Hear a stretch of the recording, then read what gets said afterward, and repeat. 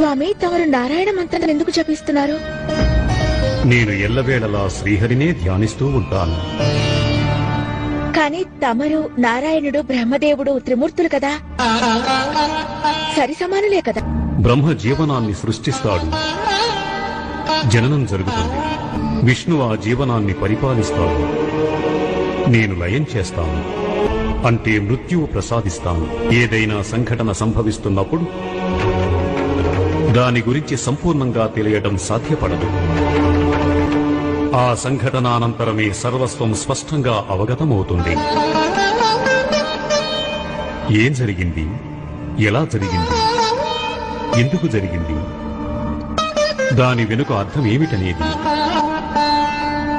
అంటే బ్రహ్మదేవుడు సృష్టికి అధిపతి అయినప్పటికీ సృష్టిని పాలించలేడు.